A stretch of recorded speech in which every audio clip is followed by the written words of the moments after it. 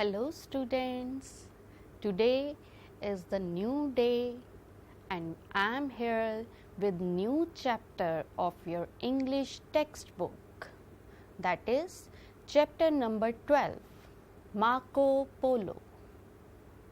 Students, you must have heard about some people who visits other countries or other places, other villages, to know about their food habits, food culture, their society, their superstitions, their rituals, whatever is going on in their society.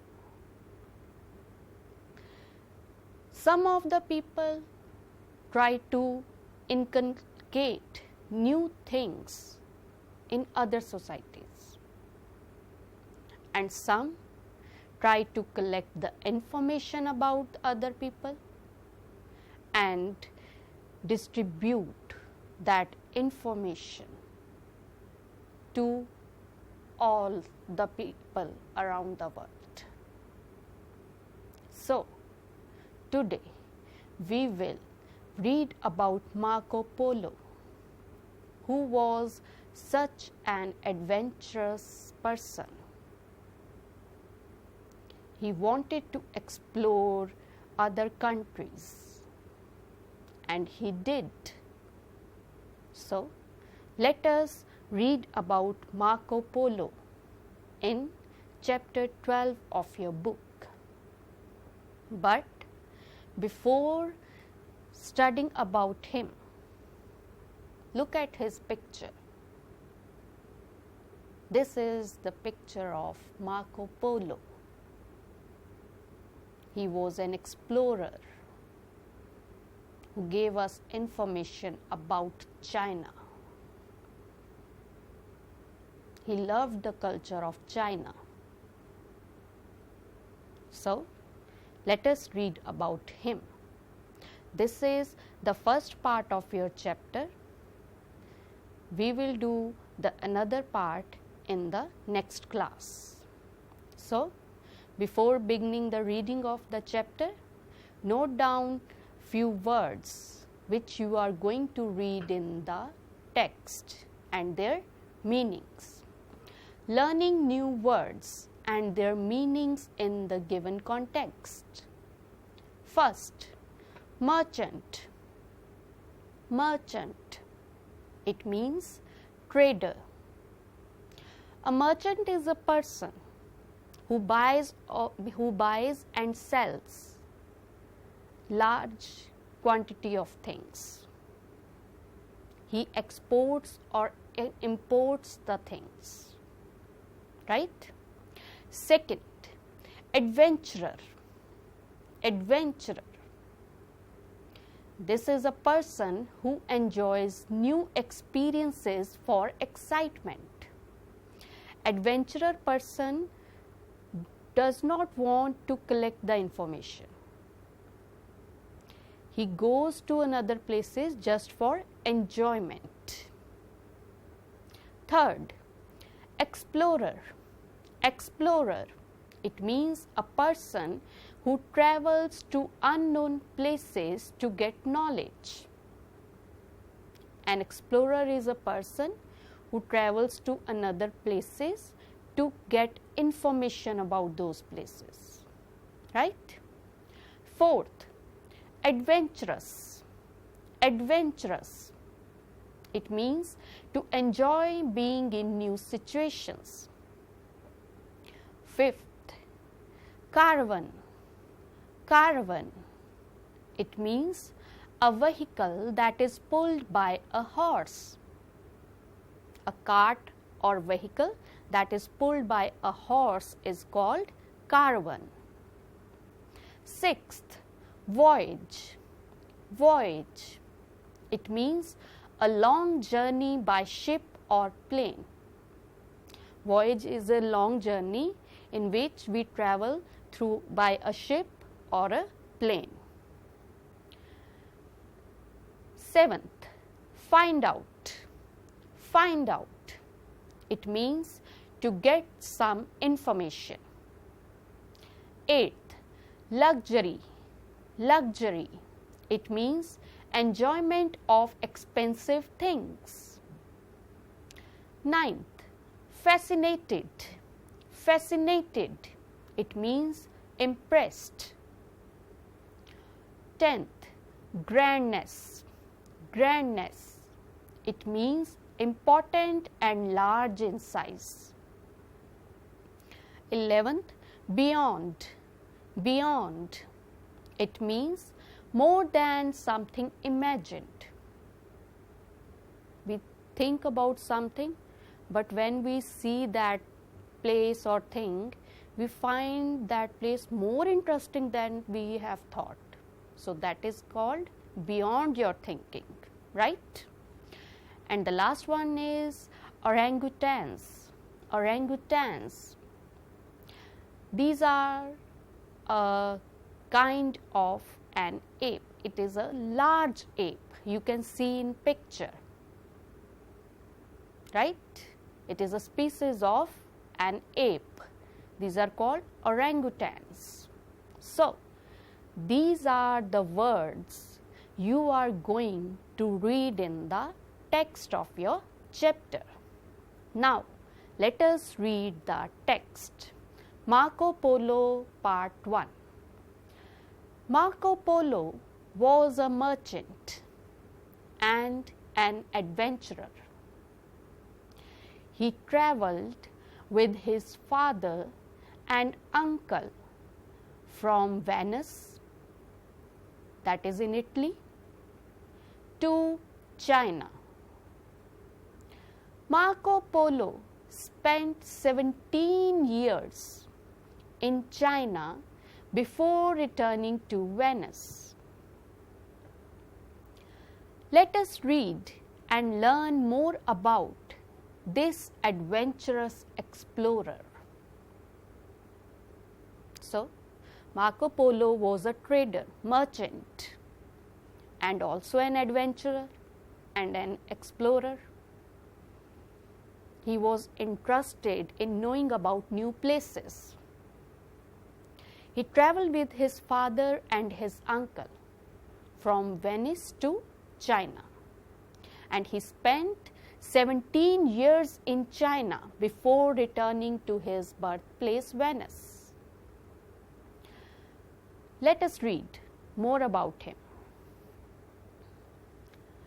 Long, long ago, when there were no planes and trains, no cars and buses, people had to travel to other countries by ship or caravan.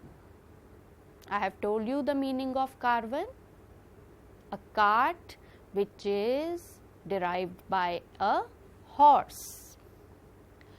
Marco Polo was one such traveller who went to many countries because he wanted to learn about the people, their food habits and their culture. Marco Polo was born in Venice in 1254. When he was 17, he set out on his first voyage with his father Niccolo and his uncle Maffeo. He wanted to visit China to find out about the country and its people. It took him 3 years to reach China. Along the way, he visited many great cities and saw many sights, including the holy city of Jerusalem. He also saw the mountains of the Hindu Kush, Persia, and the Gobi Desert in Mongolia. He met a lot of different people and had many adventures. The wealth and luxury of the Chinese cities impressed Marco Polo. He was fascinated by the grandness and the greatness of Kublai Khan's court. It was nothing like he had experienced in Europe. The capital city of Kinsey was large but well organized and clean. The roads were wide. All this was well beyond anything he had experienced in Venice. Everything from the food to the people to the animals like orangutans and rhinos were new and interesting. So, this was the first part of your chapter, Marco Polo. In this part, you have come to know about Marco Polo, an adventurous and explorer person. He wanted to visit China and he wanted to get information about their people, their culture, their food habits, everything. He wanted to know about China. He was very impressed by Kublai Khan's court. You can see the picture of Kublai Khan here. He is an emperor he is a Mongol king. He was very impressed by his grandness and greatness. He was impressed by the court where he sat. The luxury and wealth of the China impressed Marco Polo. And on the way to China, he visited many other places like holy city of Jerusalem, mountains of Hindu Kush, Persia, Gobi Desert. He visited many beautiful places. He was also impressed by the animals he saw like orangutans, rhinos. They were new for everybody. The capital city of Kinsey was very large, but it was well organized and full of cleanliness. The roads there were wide, and he had never seen these things in his own city, Venice. So that's why he was impressed by the China, right? So this was your first part. Now, post-reading activity, vocabulary expansion. In this activity, we will try to expand the knowledge of our vocabulary through idioms. What are idioms? English idioms, proverbs, and expressions are an important part of everyday English. Idioms are a group of words established by usage and have a different meaning than is apparent from the words. Idioms are group of words. Those give the meanings different from that word. These are like to give information, or these are like to impress you, to encourage you. These are used to inspire the people. These idioms tell us about the truths. Those can't be spoken freely, right? For example, over the moon. When the person is very happy, the idiom over the moon is used. See the light. From the words you can say someone is asking you to see the light, but it is not. See the light. It means look at the main point. Look at the information given in this thing. Look what is being talked about. Think about it. This is what this idiom means. They come up all the time in both written and spoken English. Idioms can be found in written form and spoken form. Let us look at some idioms and their meanings. First, beat around the bush. Beat around the bush. This idiom means avoiding the main topic. Most of the students do this. When we ask, why haven't you done your homework? They beat around the bush. My mother was not at home. My father was ill.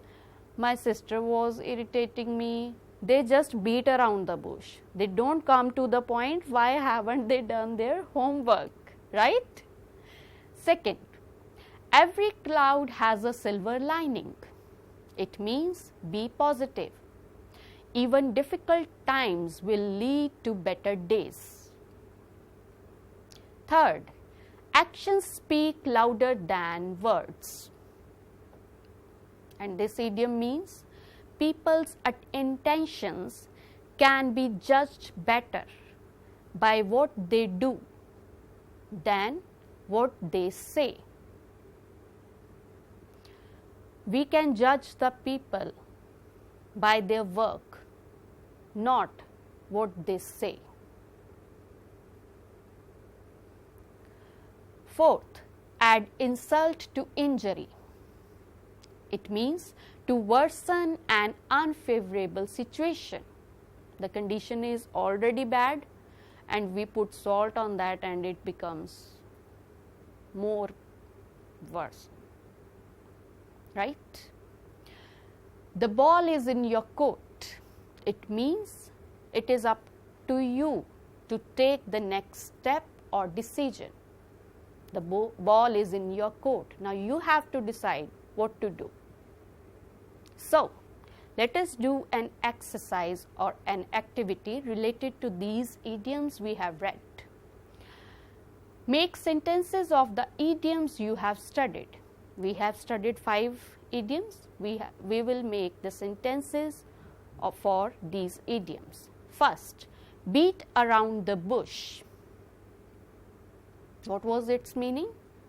To avoid the main topic, right? So, sentence for it is, will you please stop beating around the bush and get to the point?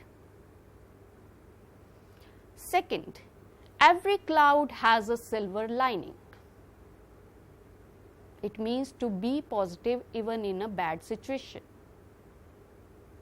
And the sentence for it is, your business is going badly, but don't be sad, as every cloud has a silver lining. Third, actions speak louder than words. It means we should judge the people by their actions, not by their words. And the sentence for it is, we must show our talent in actions, because actions speak louder than words. Fourth, add insult to injury. It means to worsen an unfavorable situation. And the sentence for it is, we started off late. To add insult to injury, our car broke down on the way. It means we were already late and our car broke down on the way, right? And the last one, the ball is in your court. Now it is your time to take the decision. So sentence for it is, well, they invited you, so the ball is in your court now. Do you want to go out with them or not? It means they have invited you. Now this is your decision whether you would like to go with them or not. The ball is in your court now. You want it or not, right? So these were the idioms and their sentences. Now next exercise, learning to read and comprehend. Choose the correct option. Here you will have questions with 4 options. You will have to choose the right option for the question. First, who was Marco Polo? Who was Marco Polo? And the options are a merchant and an adventurer from Italy. Second, a merchant and an adventurer from China. Third, a merchant and an adventurer from Jerusalem. And the last, a merchant and an adventurer from Persia. Now you tell, Marco Polo was from which place? You tell me. Very good. Who was Marco Polo? He was a merchant and an adventurer from Italy. Next, second question. When and where was Marco Polo born? Where was he born? Options. First, in China in 1254. In China in 1254. Second, in Venice in 1254. Third, in Venice in 1524. And the last, in China in 1524. Third, why did Marco Polo visit so many cities? Why was he visiting so many cities? First, to learn about people, to learn about their culture, to learn about their food habits, or all of the above. Now, you tell me the answers. When and where was Marco Polo born? He was born in Venice in 1254. Why did Marco Polo visit so many cities? And the answer is all of the above, because he wanted to learn about people, their culture and their food habits.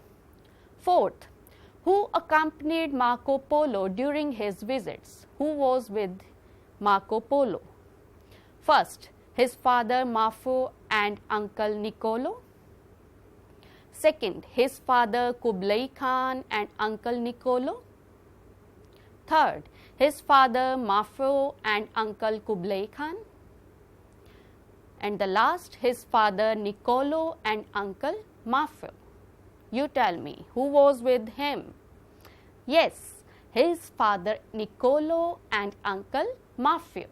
Very good. And the last question is, which features of the Chinese cities impressed Marco Polo? What were the features he was impressed with? First, the grandness and the greatness of court. Second, the cleanliness of Kinsey. Third, the wideness of roads. And the last option, all of the above. You tell me, what was he impressed with? Very good. He was impressed with all these features.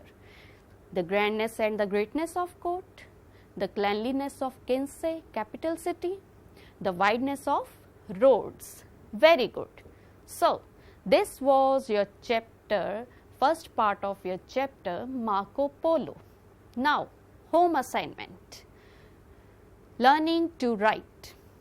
Find out about adventures of Marco Polo and write about those adventures in brief.